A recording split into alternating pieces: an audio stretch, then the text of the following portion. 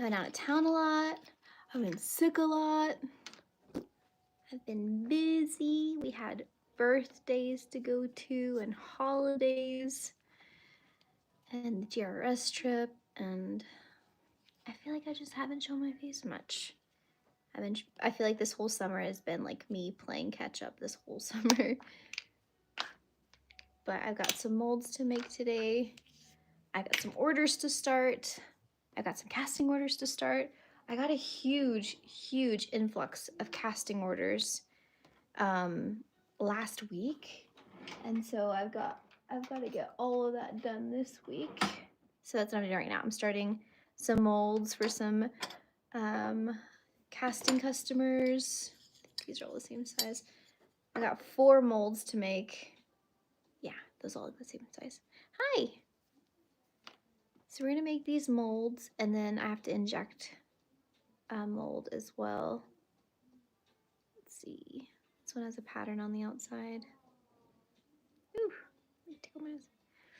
I've never made nugget jewelry before. When you say nugget jewelry, what do you mean? Hi. How are you, Ada? Let's gotta figure out the best way to spruce some of these, or some of these have some texture that I don't want to mess up.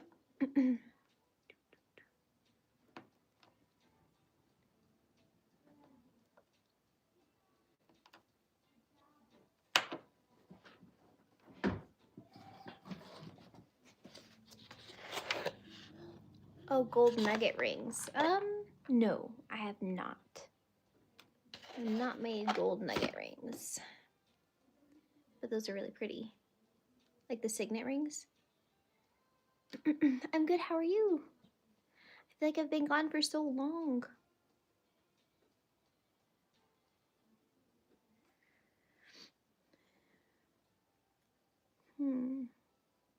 But I've always have to like game plan these in my head before I sprue them, of like how I'm gonna cut them once they're in a mold. It's not as easy. It's easier to sprue a piece when it's gonna be cast than it is to sprue a piece when it's gonna be molded, because you have to be fully prepared to figure out how to cut it open and how to cut it open well. And so sometimes it can be a little bit tricky.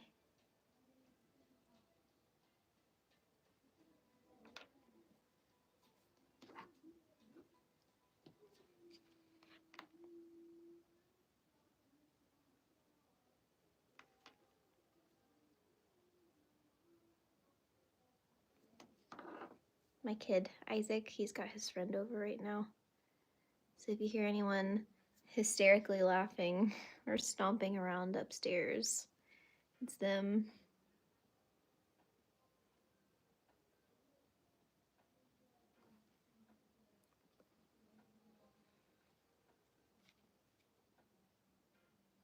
Someone sent me this ring to cast. And they said it's from the bee, like the beeswax from the bees that they raise themselves, which is really cool. It's really special. So we're gonna make a mold of it. It's so cool to raise your own bees and then make your own jewelry out of your beeswax. Very cool.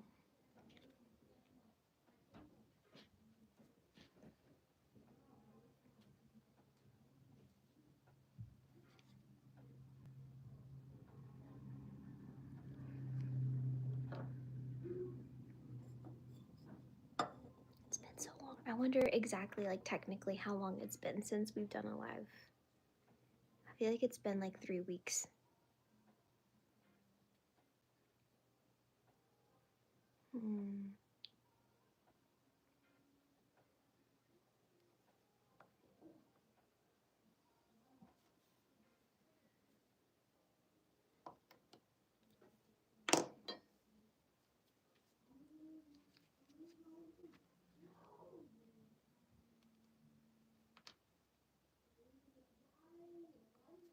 The only thing that I like less about YouTube lives versus any other platform is that they don't let you listen to music. Like, they don't let you listen to to real music, they'll hit you for copyright.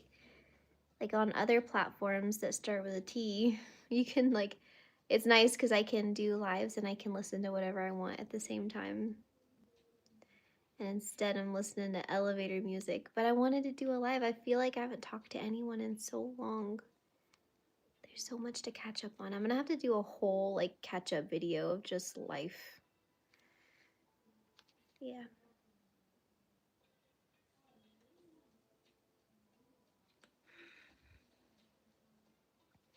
In Dubai. That's cool. I watch all your videos, really inspiring, but I'm in Europe and they're quite late for me to follow. Aw. Where are you in Europe? Is it worth extra money and time and machines to cast your own pieces yourself? So I have a whole video on my opinion on casting yourself versus having someone else do it. But long story short, like financially, yes, but it's not going to matter if you don't actually want to do it, because if you have no interest in casting for yourself, you're gonna hate it. Like it's a big task that's expensive and is dirty and takes up a ton of space, and it's just more tools that can break in the future. It's more of a learning curve. It's all of this, all of that. If you don't want to cast in the beginning, you have no interest in casting, I think you should just outsource it and let it be the like let it give you the free time to like market and to make other stuff and to do other things, and let someone else that has like really good tools do it for you. But if you actually like have interest in it and you want to do it and you want to learn and you think it's fun or cool or like will be like a fun different like venture to get into, then absolutely. Like I personally love it, but I could see how certain people like would hate it. A lot of people don't like doing it. um so I definitely think that there needs to be like an expressed interest, a genuine interest to begin with. And if that doesn't exist, then I don't recommend it. I think you should just outsource it. It'll be worth it to you to do it. But financially, like doing it yourself, eventually, yes, you will pay off your tools. You won't be paying casting fees. You won't pay upcharge fees for metal, because it's a lot to keep these tools up and you're using them a lot. And so they have to charge those fees. So if you're able to do it yourself and get a small setup, like a small kiln, a kaya cast, and a tilt-a-pour, or however you want to melt your metal, then yes, financially it will be worth it. However, when things go wrong, there's like, then now you have to go down an avenue and take time away from the business side to figure out what went wrong. If there's even a rhyme or reason, sometimes it just happens. Like sometimes things just happen. So Germany, very cool. Germany. Newmarket, like Newmarket in I'm trying to remember what little county. I used to live in down a market. So if you're in the Newmarket that I think of, then you weren't that far away from me. We almost moved to Newmarket when we lived in the UK. We looked at an apartment there above a dress shop, and you might know where I'm talking about. It was by a burger place above a dress shop. Anyway, Newmarket's beautiful, but very cool. Hi, I'm new here. What's your stream of content about? I make jewelry. So I wax carve all of my jewelry. This isn't my jewelry. I work with other jewelers too, but I wax carve all of my stuff and I make molds of it and I wax inject it and then I fix it up and then I turn it into jewelry. And I set stones here and just share like my day to day running my jewelry business. Spain. Cool. Gosh, what time is it over there, guys? I think you're like 11 hours ahead of me, maybe? Something like that. Right now it's 3:23 where I am. How's Olivia working? How kind you are. Oh, thanks for sharing so much knowledge. You're so welcome. You're so sweet. Thank you. I like sharing. It's fun for me, especially since I work alone. I miss the human interaction. So I genuinely have fun like sharing and helping, and yeah. I am not an introvert by any means, so like working by myself has been a little challenging, so it helps me to like reach out and like and help and all those things. It's very nice. Trying to figure out where to sprue this for a good game plan. Sprue it here. Be cutting down the sides. If you're ever going to be making molds, like really think it through when you're doing it. Like, okay, if I'm cutting this in half, then like where will I be cutting this? You know, you got to really think it through. And I think that this will work. But then I also could sprue it like this in the back and only have to cut through the bottom. I have one example that I've had to cut like that in the past. Let me look at it to see how difficult it was when I was cutting it before. You guys can thank you. Matera made, I don't really care for my business name that much. I wanted it to be my name, which is Adriana, but there were every rendition of my business name with my name in it was already taken. So I had to be creative and be quick. But Matera means mother in Greek, and part of my family is Greek. And I love my mom, and I'm a mom. So I was like, well, it's a pretty word. And, you know, put some things together, it kind of makes sense. So that's what it means. Matera means mom, and maid, you know, I make all my stuff. So there you go. That's there's not much more thought behind it than that. Let's see. You did such a great job in seeing all your content and work, girl. That's awesome. Thank you so much. That means a lot. I feel like I've been in kind of slump lately of like a little bit of self-doubt and also just like, I don't know. Sometimes when there's so much going on and there are a lot of big changes coming and happening actively, I get in like I don't know if it's like a mode to like protect my brain or something. I don't know, but I kind of like close down, not shut down, but I kind of like I retreat a little bit, and then I tell myself like, okay, just take one step at a time. But I found that that's kind of like a pattern of like when things get really like stressful or busy or hectic, I really close off and I kind of like take a few steps back and I just take one little baby step at a time. But then it means that I don't post as much and I don't show up as much, and then it makes me feel like, oh my god, like negative side effects of not posting so much and not showing up so much, and then it makes you feel like, oh my god, like I'm not making as much money this week as I did, like, you know, it's, and then all of those things can lead to like a little bit of self-doubt and you're like, oh, what am I doing, you know?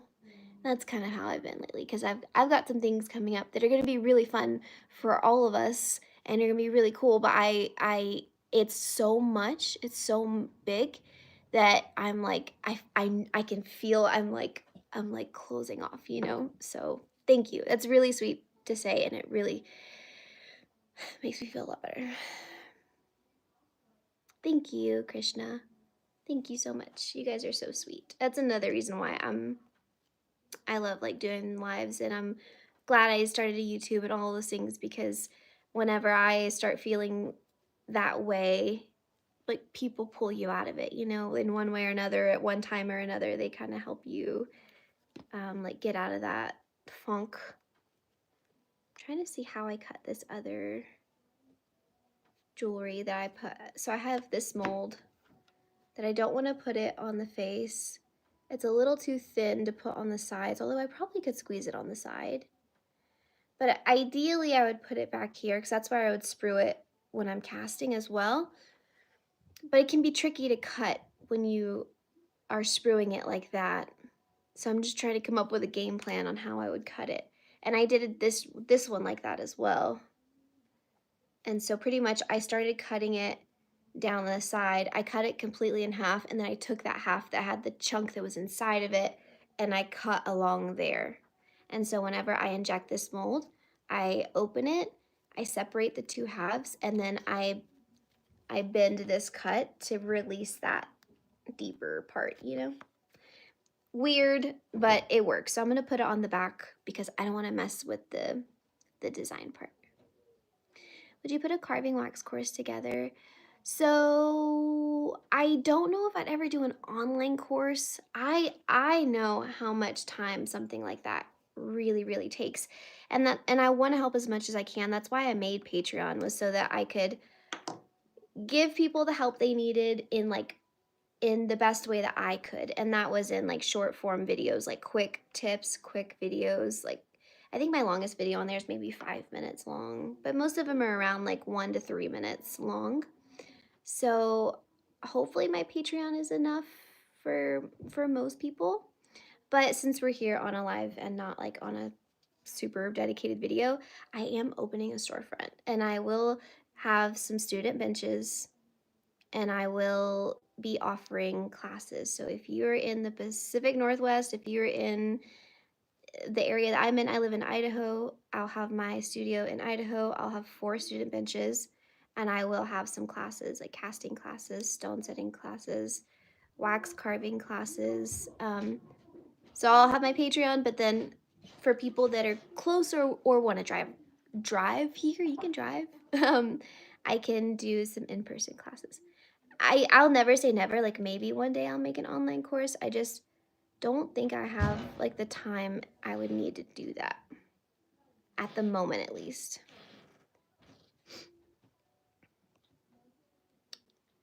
Just bought my kiln inspired. Oh, that's awesome. Okay. Can I use a plaster of Paris for casting, or do I need a special plaster?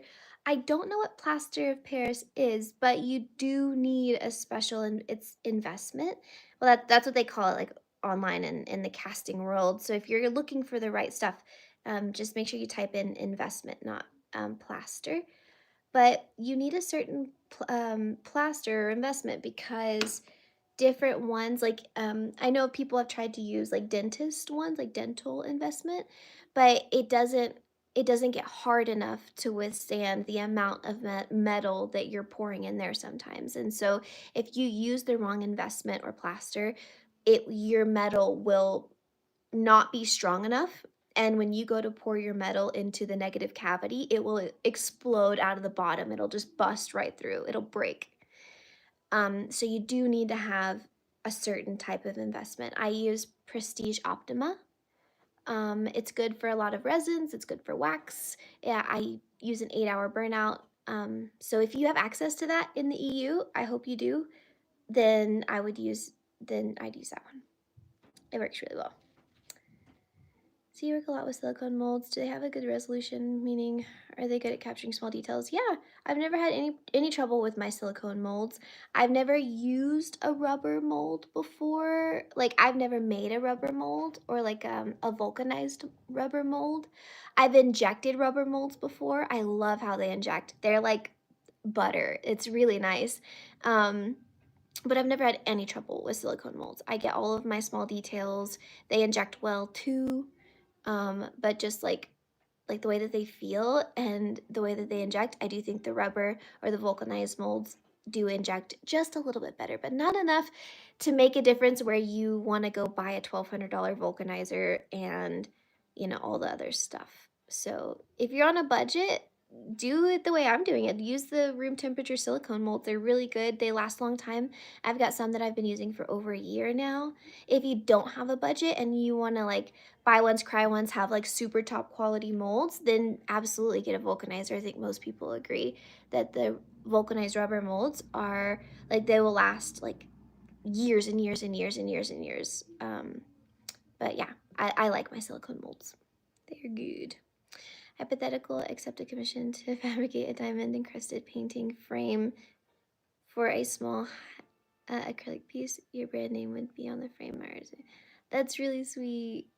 In a museum or gallery. I don't know. That's not really in my wheelhouse, and I don't even think I'm a good enough diamond setter to do it. I do know some people who would be really good at that. If you wanted to approach Johnny Oro, he's a really good stone setter. If you wanted to approach Bernard Fine Setting, he's a really good stone setter. There are a lot of people that are better than me at that. But I appreciate you considering me. Let's see. That's funny. I'm in LA, but I'm already very happy for you. Oh, thank you. Well, if you ever find yourself for some reason in East Idaho, or maybe you're going on a road trip to Yellowstone, that'll probably take you right through here, then you can stop by and it would be fun. Thank you, Jessie. Ooh, I'm hungry. All right, that one's good. This one. So normally when someone has texture like this, where it's fully around the band, and it probably would be hard for them to recreate that with like a ball burr. I usually, whenever I'm casting, I will bend one of the sprues like this. I'll just like kind of warm it up and bend it a little bit. And I will put it on the inside of the ring. But I've never done that for a mold. I don't see why it would be any different, but I'm just trying to think before I do it, the actual act of cutting it, like how that would work. So I'm guessing I would just go down the sprue. I would cut down the side of the sprue until I got to the inside of the ring. And then I would just cut around to the outside, like to the middle, like cut around the middle. But if I cut around the middle, like, so this is genuinely like what cutting molds is like, and it takes a lot of practice to figure out like, okay, what's the best move here? Because I don't want to ruin their texture. And sometimes it's unavoidable, but I do feel like I could do it and that it would be avoidable. Gotta really think through all the logic. So this would be the top.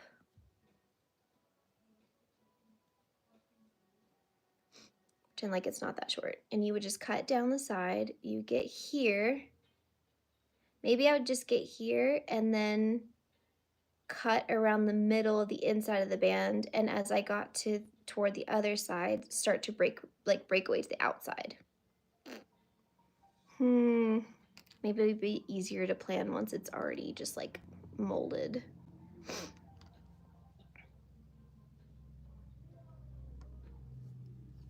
It's another reason, like when people ask me like, should I be casting for myself and making my own molds? It's like, do you want the extra task of this?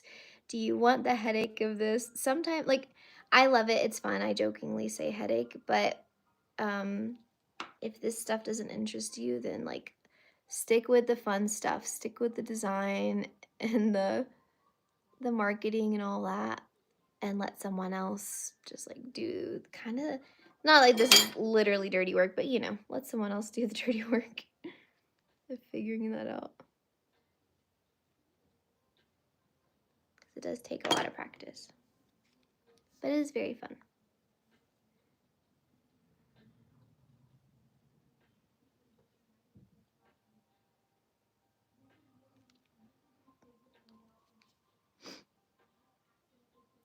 As a self-employed business owner, how would you go about health insurance if they didn't have a spouse and maybe covers their insurance?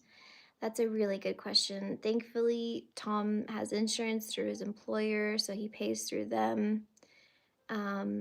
I thankfully have never had to figure that out before because I have health insurance through his company. I really don't know. I wish I knew. I know that they have like self-employment insurance, like they have insurance for people who are self-employed. I've heard that it's really expensive, but what insurance isn't expensive these days? I don't know. I wish I knew. If anyone knows, can you please put it in the comments?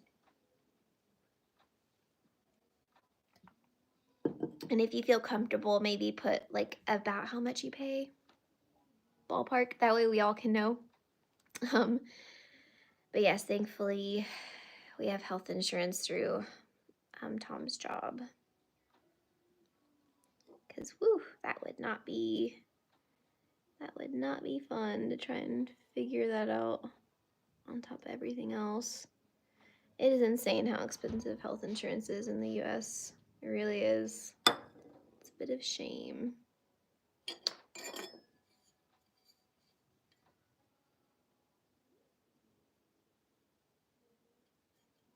Straighten this out a little bit.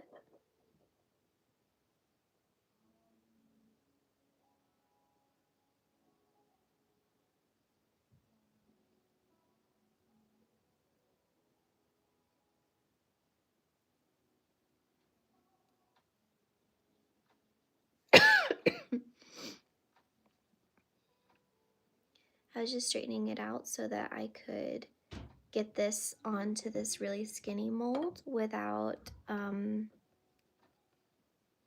without having to size up mold frames, because having it flat out, I don't know if you guys can see, but having it more flat like that, it made it stick out of the sides.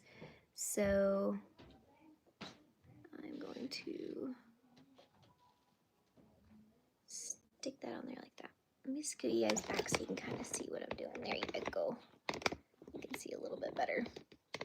Hi, how are you?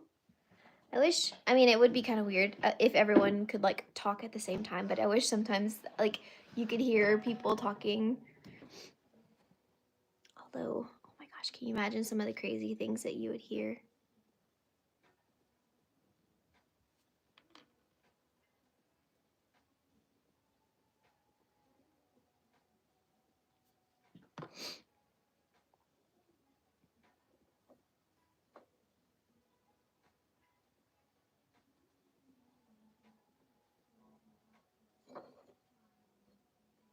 Okay, that's not sticking out on the sides. That's perfect. This one will just be like a little bit of extra work to figure out how to get it out of the silicone mold, but just really like if you're making molds, just make sure before you start cutting, before you ever start cutting, that you have a really solid plan on where you're gonna start and where you're gonna end up.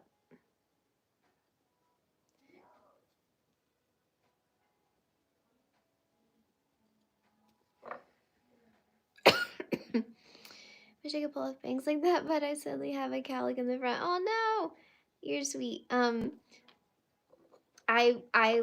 never felt like I could pull off bangs either. I get the hesitation. They can be weird sometimes, but I will say if you have a cowlick, if you can take some bobby pins after you take a shower. Just take a bobby pin and pin it down.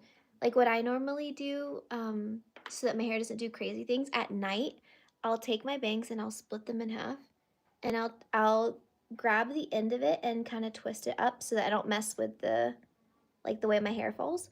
So I'll grab it, I'll twist it up, and I'll pin it right there. And then I'll grab this one and I'll twist it and I'll pin it. And so I pin them in place so that they always know to behave and like where to lay, you know? So you can do that too. So you can train your cowlick away if you want, unless you just feel really attached to it, you know? You keep it if you want. But you can train it out with bobby pins when your hair is wet, or you can just take a blow dryer and when your hair is super soaking wet, just blow dry it straight down, blow dry it to the left, blow dry it to the right, take a brush and like brush it. You can train it away. It'll just take just a little bit of time, but not too much. Hi Adrian, I love your pieces. Where do you get inspiration for your designs? Thank you. Honestly, a lot of my inspirations for my designs just come from playing.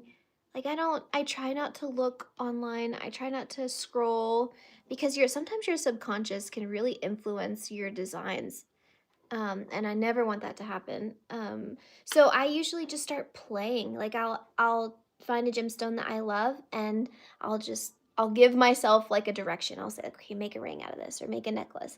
And then I just start playing with it, and the way it starts is never how it ends up. So it all just comes out of like allowing myself to just play. And then I end up figuring it out.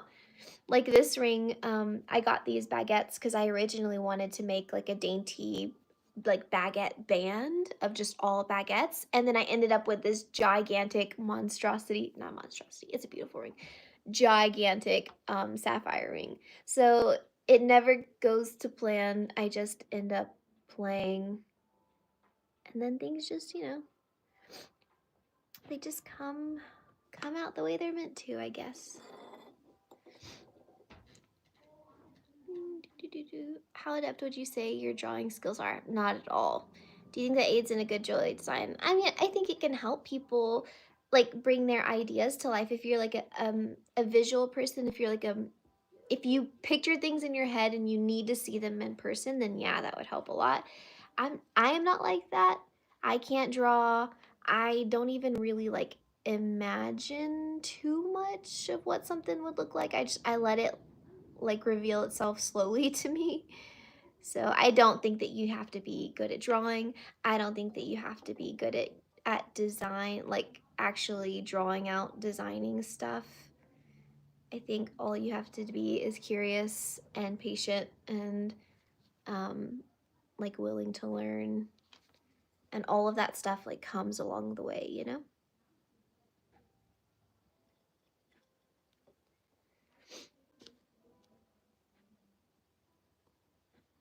I've tried so many things. It's like the side of my hair grows only up and won't lay flat down ever. Now I'm just growing it out. I'm so sorry. Honestly, I bet have a feeling that the bobby pin thing would work best for you then. Like just when it's wet and you're going to bed, just bobby pin it down. Maybe that'll work. Also, another thing that helps a lot are those hair drying brushes, like not a Dyson or anything, but they have like knockoff type stuff. But those like brushes that blow hot air and you can just kind of, brush it down. Maybe that would help. You got to keep telling it where to go, you know?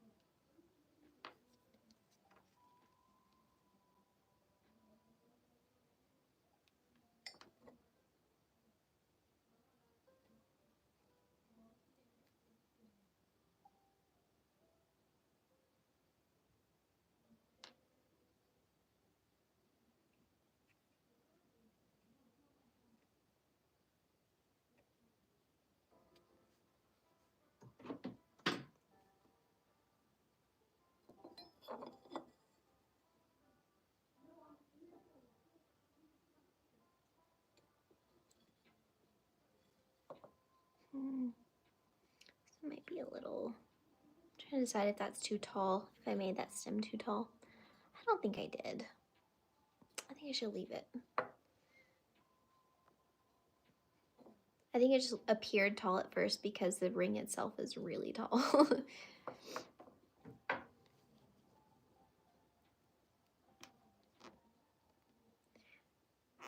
Hi, do you think the finish in the magnet tumbler leaves it good enough not to use a rotary tool? I personally, I would always use um, at least a polishing compound afterward. It depends on how good you finish your jewelry when it's in wax. If you get every scratch out and you get every marking out and everything, then you probably could just put it in a rotary tumbler or a magnetic tumbler and then hit it with some compound, like a two-part compound, like two different grits. Um, but I would never like just take it out of the tumbler and call it good, because there's so much shine left to achieve after a magnetic tumbler or a rotary tumbler. There's still so much left to do. It gets so much shinier after that. So um, like mine, I almost always use my radial discs or silicone wheels, but I don't always have to go through all of them like I used to. It can take out some really nice, like some really good scratches. So you just then have to look at it and just assess, like, okay, I'll skip these two more rough ones and I'll go straight to, I don't know my grits right off the top of my head. But I'll go straight to my two more fine grits, or um I have a deep scratch on this side, but everything else looks great. I'll just hit this one side. So it does save you a lot of time, like a ton of time. And it just gets into a lot of really teeny tiny places that would have been really hard to get into otherwise. But I wouldn't recommend just using the tumbler and calling it a day. I think I think you'll always be like a little bit disappointed with the shine. You want to be mirror finish, if that's what you're going for.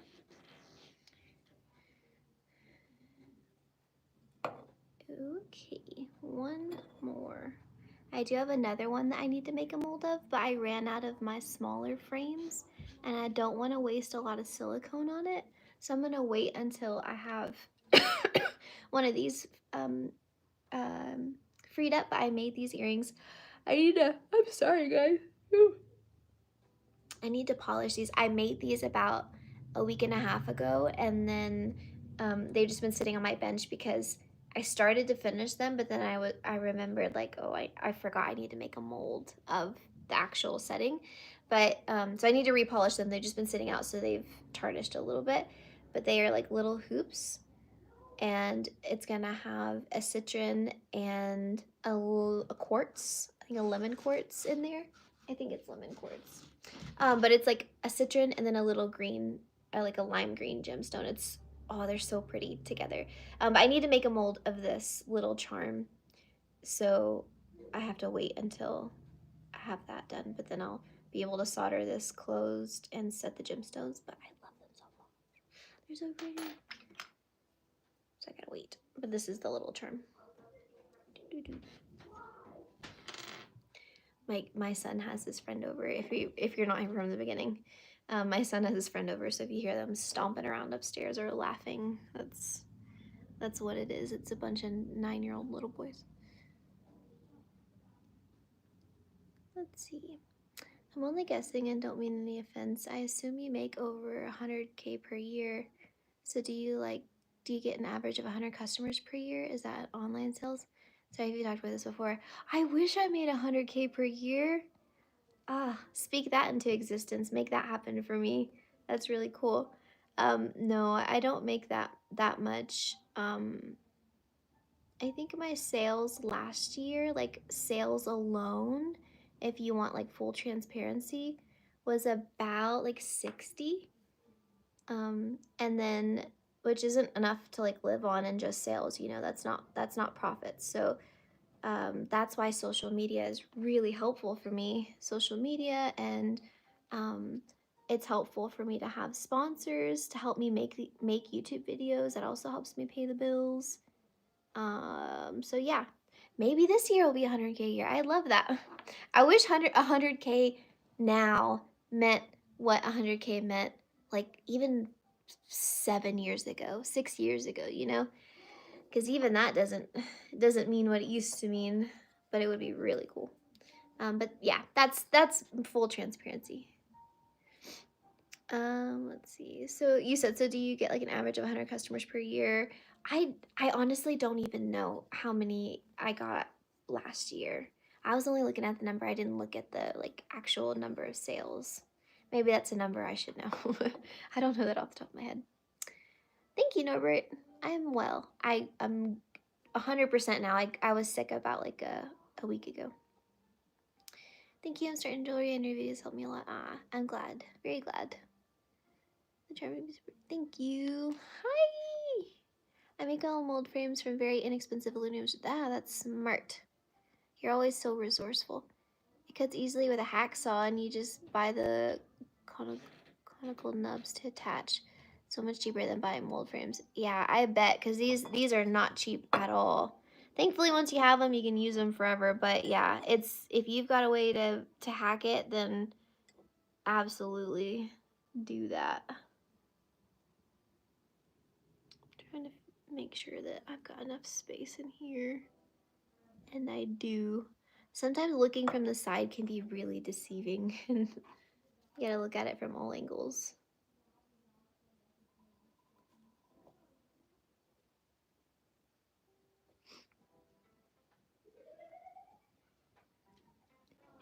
Do you hear them laughing up there? The giggles are really funny. The chuckling.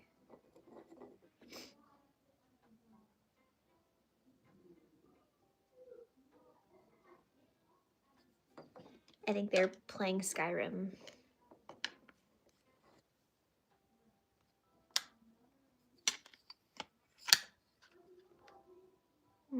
This one's almost touching the back. Okay, I'm going to put this in a little more steep just to give myself a little more room.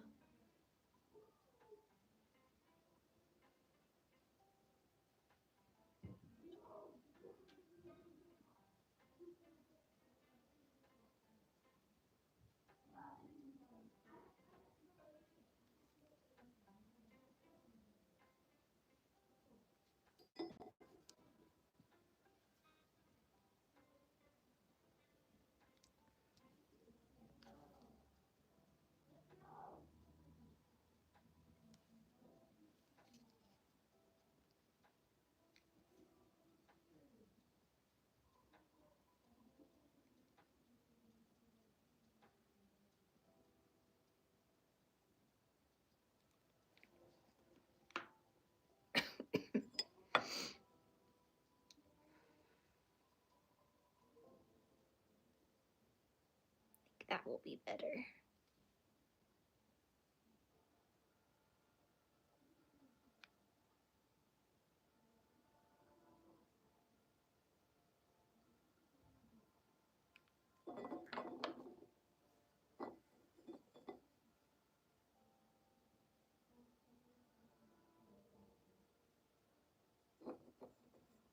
How do you know when a piece is finished?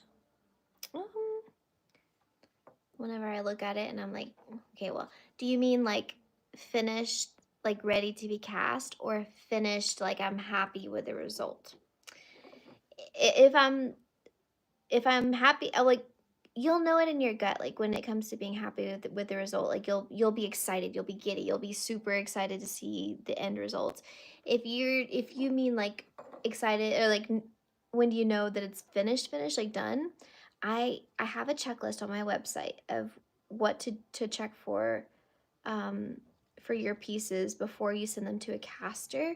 And that's a good thing to go off of, but pretty much you want to make sure that you have like a nice smooth surface, no scratches, no undercuts, like little slices, you know? Sometimes I'll see people send items that you could tell they tried to smooth it out with an X-Acto knife, but at some point the blade kind of cut into the wax a little bit, and then you can see that they backed it out and kept going, but they didn't shave away that cut. Like you want to make sure all those cuts are gone.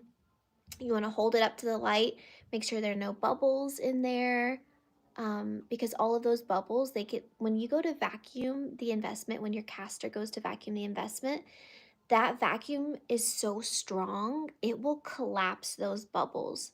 Sometimes if the bubble's like really deep in there, it can survive the vacuum chamber, but most times, and you don't want to risk it, it will collapse those bubbles and it will fill with investment, and then when they cast your item, it'll have a cavity or like porosity. So you want to make sure that there's no bubbles. So I like to hold mine up to the light and just turn it and look and look and look. You want to make sure that there are no like burnt pieces in there, because that also will turn into porosity or cavity.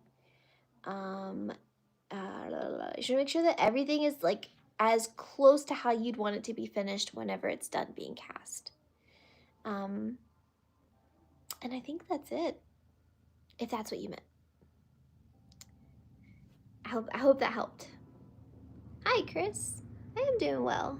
I'm doing very good. It feels very good to be back to work. All the holidays are over now. Summer's almost over. Fun stuff is up ahead. I think we're good. All right. So let's rubber band some of these. How are you doing, Chris? Is that what you meant, Slaney? Am I pronouncing your name right too, Slaney? Did you go anywhere nice for the holiday?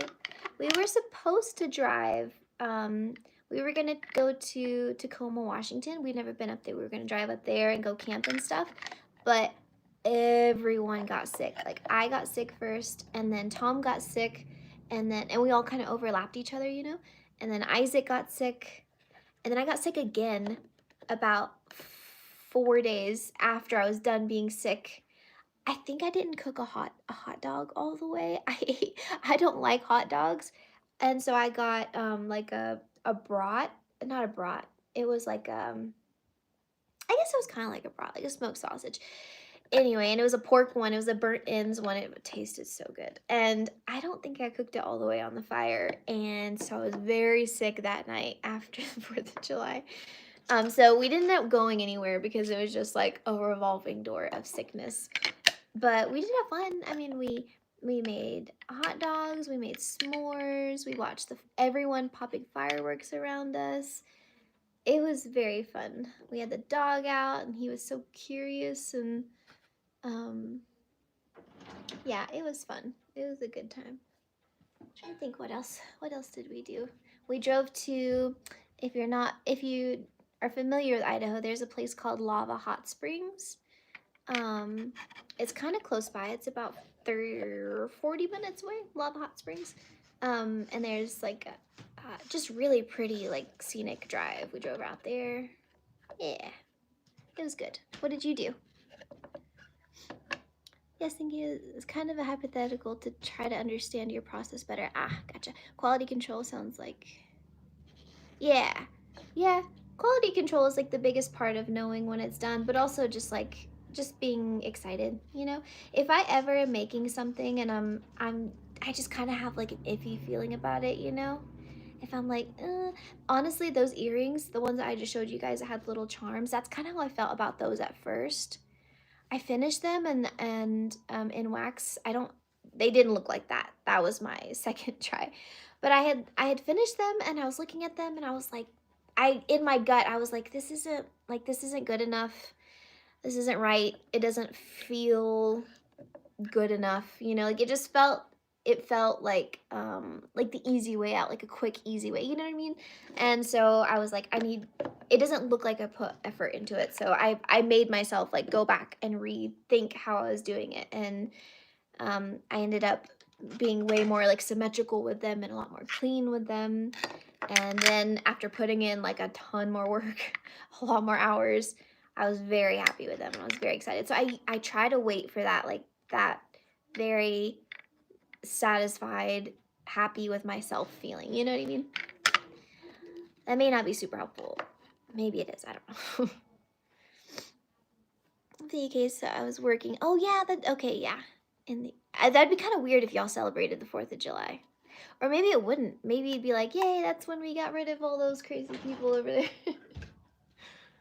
um, I did go to the zoo on the weekend. Oh, that's cool. Got any favorite animals? Oh, the zoo is fun. What zoo did you go to?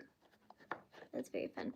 I think my favorite like zoo animal is probably the pandas. I love the pandas and I love the elephants. I love seeing an elephant. I think they are one of the most beautiful creatures in the world and just so cool and smart and majestic and like loving. And they just look like the only today's age dinosaur. You know, like they're just so pretty. Do you love an elephant? Would that be funny if y'all celebrated the 4th of July? I feel like y'all should do that.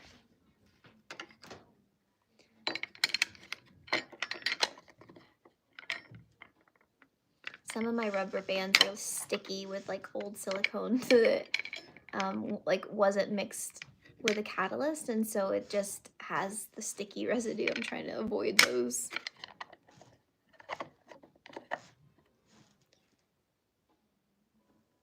Plug in my phone. Yeah, elephants are pretty sick, not gonna lie. Yeah, they're really cool and so smart, and like, and they have good memories, and they play and they mourn and they care. And sometimes they paint. I'm sure y'all have seen the videos of that one elephant in the zoo that paints. I think it's like an elephant in like Vietnam or Cambodia, somewhere in that area, that paints with his trunk. They're just cool. Very pretty creatures.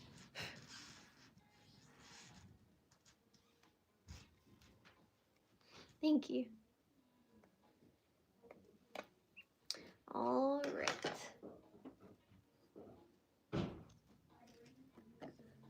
Here come the kids. I've been to the 4th of July celebrations, but I think time off is pushing it. That's funny. Did you go to celebrate like US celebrations or UK? There were people celebrating in the UK. It's funny. How many hours a day do you work? What's your workflow like? So normally I wake up around I try to wake up around 7:30, but usually it's 8 because if I don't have good sleep, I'm no good to anybody. So I usually try and wake up around 8, down here by 9, and then I usually do lunch with Tom. He comes home around 12, and then he leaves at 12:30. So I usually do about 30-minute lunch. And then I work until he gets home around 5:30, and then we usually make dinner at like 6, and then usually I come down here around 7 if I need to do more work, and I'll work from like 7 to 9. But if I don't have any work and it can absolutely wait until the next day, then I try to force myself to not do that because I'm full-time now and I need to like have a good work-life balance, but it doesn't always work out that way. And then I do work most weekends, but normally on the weekends we like make coffee, drive around, talk, go do whatever stuff we need to do. And then we come back and Tom does work on his vehicles and I do work down here because I can't just sit here and like not do something productive, which is really a really good thing about me opening the storefront is now I'll actually have like a physical separation of the two. So I just got to make sure I got to figure out a way to like get things done even faster so that I'm not always at the studio so that I have a can still maintain like a good work life balance because I do work a lot. I don't pay myself by the hour. um, I have fun doing it, and so it never feels, never feels like bad work. There's been some odd party things here and there in London for our U.S. friends. Oh, cool. That's fun. I like that.